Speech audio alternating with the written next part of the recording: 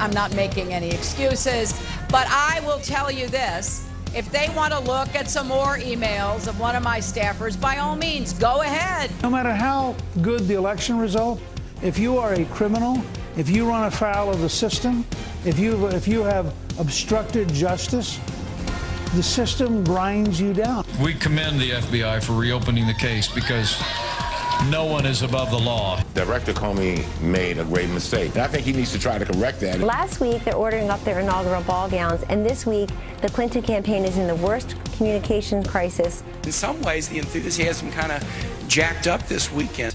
You know, there may be some distractions, but we won't be distracted. The good news is the president believes that Director Comey is a man of integrity. He's a man of principle. Thank you, Anthony Weiner.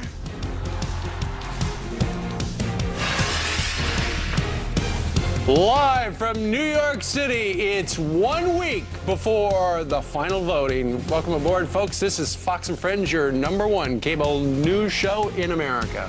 That's exactly right. And Laura Ingraham joins us right now to talk about, oh, not right now. I'm being Well, she's told. just part of the show. Yeah. We got Laura Ingraham, we've got Trey Gowdy, and we've got Speaker Paul Ryan. All right, and I do understand we have her right now. There she After is. your big night last night with your cute kids. We had fun. How was Halloween?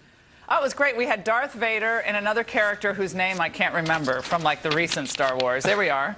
And then we had the vampirist, and I have newfound respect for all of our makeup people at Fox after trying to apply to Maria some ghoulish white on her face. I mean, it was quite something. I didn't get the blood right, but we had fun nonetheless. You know, Laura, I'm always amazed. Now, one costume is usually not enough. Now they have to have one for school. Right. They have to have one for gosh, don't you you, know, one for don't the you love party. that? Saying yes. Right? You know, we had it so bad when I was a kid. Don't you love these stories? We were always bums. When you could say the term bum. Hobos. Was like, yeah, remember? We were a bum. What are you this year? A bum. And that's what we were. All right, Laura, let's talk about some of the news of the day. Reuters is reporting this morning that Attorney General Loretta Lynch, she told James Comey when he said, I'm going to send this letter to Congress, when he talked with her last Friday, I'm going to send this letter to Congress. She said it violates department policy. And then he says to her, are you ordering me to keep this a secret? What a bombshell.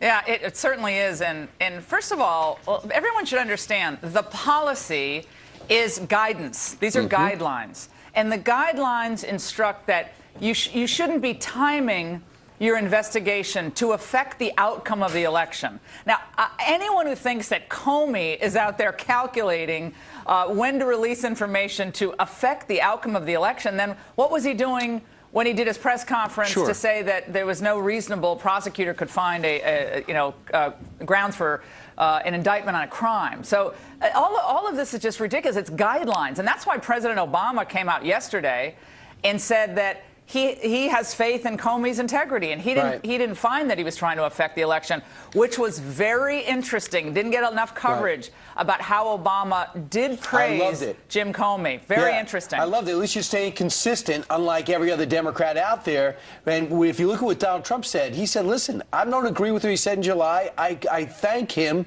for reversing himself here. In this case, he's not saying what I said in July was incorrect. He thinks that James Comey did the right thing now. The other thing I think is fascinating is the Justice Department is combining forces with the FBI, I guess reluctantly, and they are going to do their best to get through the 650,000 before Election Day. I mean, you think that Friday was dramatic. When we start hearing about hits, perhaps, in her emails, this is going to be unbelievable. A source of mine who just retired from the CIA with still good contacts in the FBI said that when they first looked at the documents, it was very likely that just with the metadata that they were able to see in the computer hard drive, that they could of course see that a lot of the email had come from the private server of the Clintons, and that there was it was likely to be thousands of classified documents on that server. Now, indeed, some of them may have been duplicates, but there is no doubt that in my mind, with my previous experience in the law, there is no doubt in my mind that the federal prosecutors looking at this, investigators looking at this, saw something fairly dramatic. Yeah. I mean, it wasn't just saying like, hey, how you doing? You know, go great. Yoga class go well? Yeah. How's your daughter's wedding? No. That's not what they saw. Sure. The metadata allows them to see a lot more than we're led to believe. And if it can digest 50 to 75 per hour, and if they have, and they can cull down from 650 to 10 to 20,000, the Wall Street Journal has a whole breakdown. There's really a lot of hope. They got to get to the bottom of this quickly. Yeah, well, again, we'll see. What I found stunning yesterday is so many of our colleagues in the media, who are supposed to be objective journalists, they covered this thing, and I know you guys did some of this earlier, they covered this as a Comey scandal. This is all about the conundrum for Jim Comey. It was unbelievable. If you just swap out Hillary Clinton's name and you put Donald Trump's name in the same set of facts, they would be treating this like a political Armageddon. But once again, the media show us exactly where their allegiances lie, which is with the Democrat Party. It's been obscene how they've turned on Comey to such a flagrant degree when even the president said, I don't think that's what Comey was doing. I think he doesn't question Comey's integrity in this investigation. And to the point that Donald Trump has been making, that the system is rigged, and combining it with the media, as it turns out, now thanks to WikiLeaks, we're discovering that Donna Brazile, who is the interim head of the DNC, apparently has been feeding lines from debates and to town forums to Hillary Clinton. Donna Brazile got fired. Apparently, it's just being revealed right now by CNN. But, you know, it's curious. Some people are calling for an investigation. How does this happen at CNN? It would be nice to hear from Jeff Zucker, the guy who is in charge over at CNN, to figure out, okay, if this happened with Donna Brazile, is it happening with anybody else?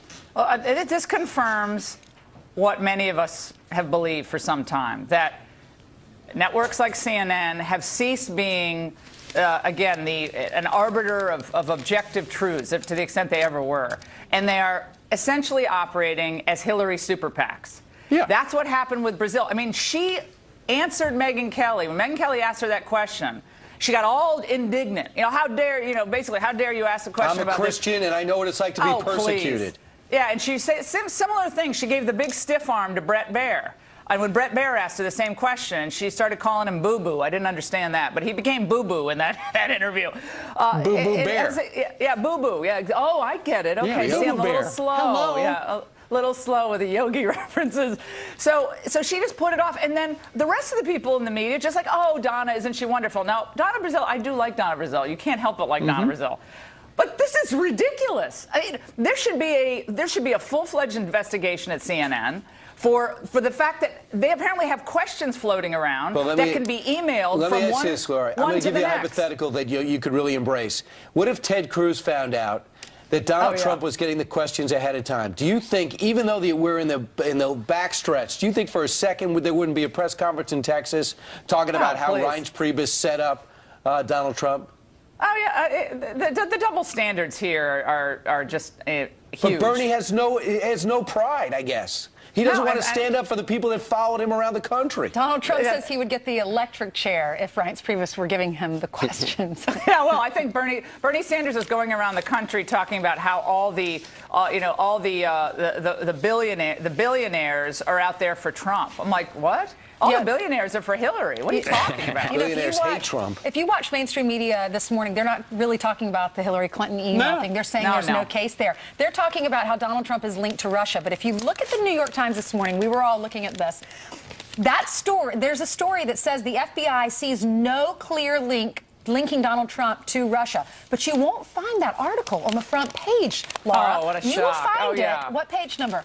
A21. 11. Oh, yeah. This is the headline. Investigating Trump, FBI sees no clear link to Russian government. Right. And the story... See, that's just the FBI. The FBI is in cahoots with the KGB, which is in cahoots with the Republicans. That's what James Carville was sputtering on MSNBC. It's so bad that James Carville is attacking poor Thomas Roberts on MSNBC, who I don't think is a big Trump fan, but he was actually accusing Tom Roberts of like doing the bidding for Trump yesterday on television. This is craziness. But this other story about Trump. In the 90s crisis, Trump used a tax tactic now banned. Not banned then, but let's focus on the 1990s. Okay, so there's a little media bias out there. Laura, before you go, because we're 7 days out, Obviously, right now, given this news of the day, Trump is surging. What happens? I think Trump is going to win a few states that right now nobody predicts he's going to win. I think it could be an outlier state. You know what I'm going to do, just from my old Connecticut roots? Connecticut is in terrible shape. They've had some terrible governance with Governor Malloy, lost GE, and so forth. I'm saying that Connecticut, I know this is an outlier, this is crazy. but I'm just Connecticut. That's crazy. You need change. I know it's crazy, but I'm just going to say. But I'm going to give an example. A state like Connecticut, perhaps a Wisconsin, maybe even what's happened with the Obamacare premiums in Minnesota.